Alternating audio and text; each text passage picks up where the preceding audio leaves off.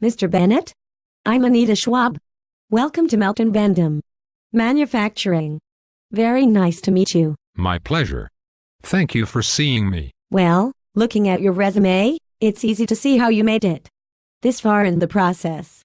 2 years Associate Vice President for Strategic Comeuppance at Swelling and Bloat, 3 years as Director of Linear Versatility at Digital Vapidity. That sounds important. I've tried to maintain a strategic momentum profile-wise. I can see that.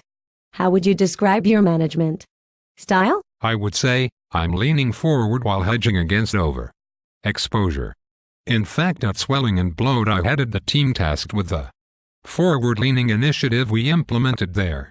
By the end of our beta test, there was no company in our corporate cellular demographic leaning further forward than we were. You must have been very proud. Yes. What does that mean, exactly? I'm sorry? Never mind. Let's move on. What's your philosophy on communication? I think in the vertically integrated corporate culture the modality dictates the flow. Second, you have to build in a certain redundancy to facilitate feedback with an eye toward the next paradigm shift. I see. How would you say that in English? Excuse me? What you just said then sounded a little canned. How would you put that in plain terms?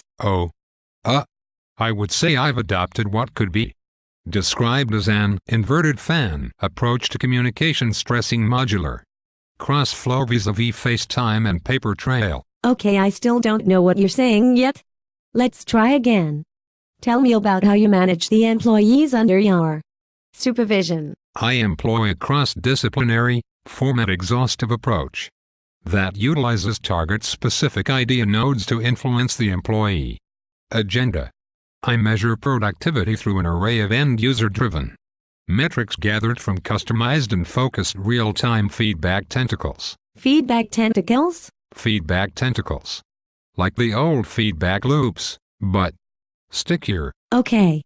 Part of me wants to say, sounds great, and move on because I think that would be easier, but part of me thinks I may have stumbled onto the reason for the decline of Western civilization, and I feel compelled to pull it up by its roots and expose it. Let's try something. Tell me what you had for lunch. I began by narrowing the parameters, including the proximity of options, authenticity of ethnic derivatives, mode of consumption, and time to consume.